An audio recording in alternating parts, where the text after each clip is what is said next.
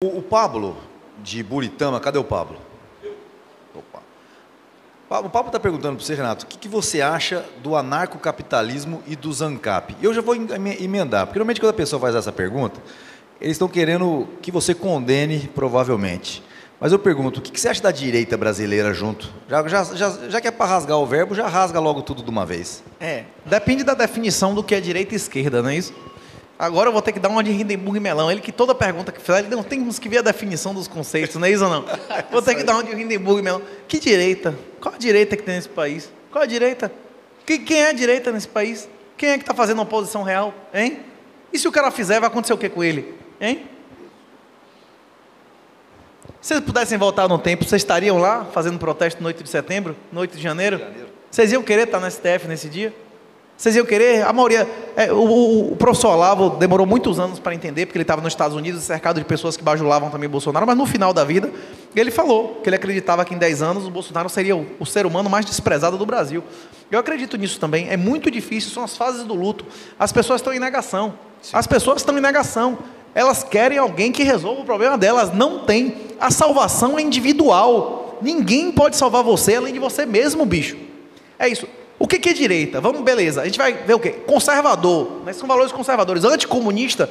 Quais são as instituições, os partidos? Tem algum partido anticomunista nesse país? Tem? Qual é? O do Amoedo lá? O Amoedo, quando foi candidato a presidente, botou, como é o nome da desarmamentista lá, a mulher que publicou artigo desarmamentista para ser candidata no Rio, não é isso, como é o nome, Migueles? Ele mesmo, tinha no programa de governo do Amoedo, tinha lá aumento no controle de armas. Ele deu entrevistas várias vezes dizendo, não tem porque alguém tem um fuzil.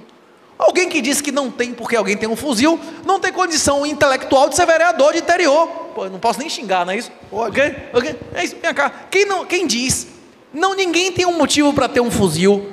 Um cara desse não devia nem votar, bicho. O cara é analfabeto político.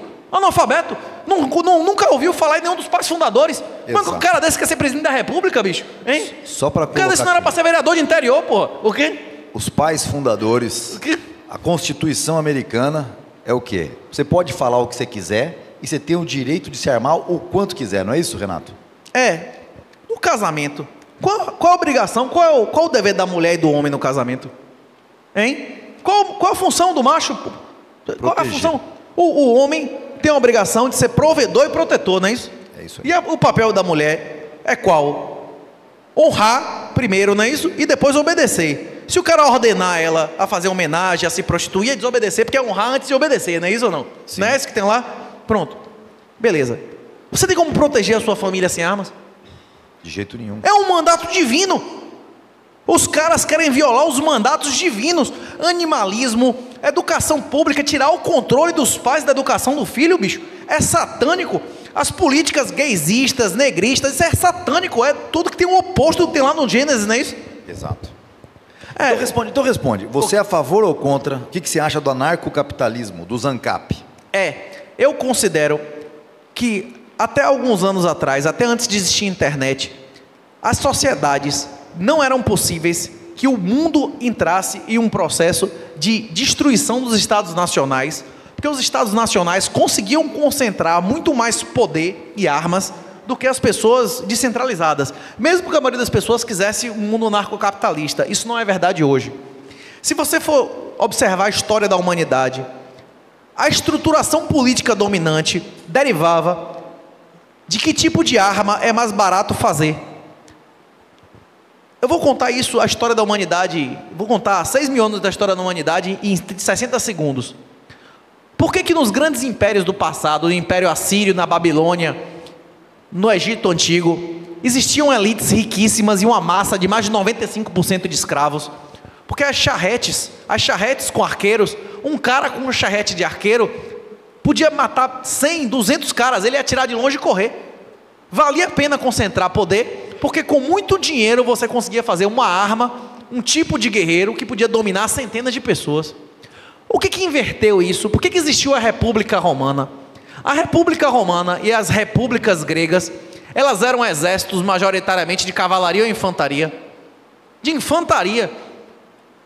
O domínio do bronze e o domínio do ferro, a possibilidade de ter armaduras, de ter falanges, de ter manoplas, fizeram o poder maior está na mão de mais pessoas armadas e não de uma pequena elite, não é isso?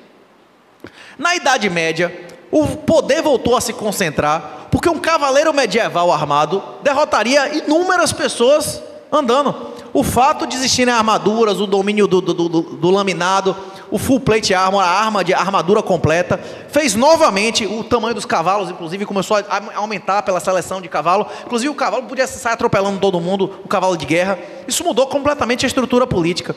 O que provocou novamente a democratização no século 17 e 18? A popularização do arco e flecha e arma de fogo. Novamente, a tecnologia no século XX concentrou mais poder nos estados, porque eles passaram a ter armas, tanto de criptografia, quanto de bomba atômica, armas de destruição em massa que as populações não tinham. Hoje, a balança de equilíbrio vem se modificando de novo. Hoje nós temos acesso a uma arma que tira o poder do Estado, que tira a riqueza das ditaduras, que é o Bitcoin. Com criptografia você consegue recuperar sua privacidade, você consegue recuperar o suor do seu trabalho, você consegue recuperar o seu poder de transmitir a qualquer país do mundo ou em qualquer lugar no tempo sua riqueza. É isso. Qual grupo dominante no mundo? Depende. Qual é a arma hoje? Qual é a arma que está dominante e se ela é mais barata para poucos dominarem muitos ou para muitos dominarem poucos? Inclusive o Peter lá do Ancapsu, ele tem uma teoria que é baseada no teorema de Quasi, né? Você já ouviu falar no Quasi? No custo de transação, nos custos the views of the cathedral, né? Se os custos de transação são mais altos ou os custos administrativos.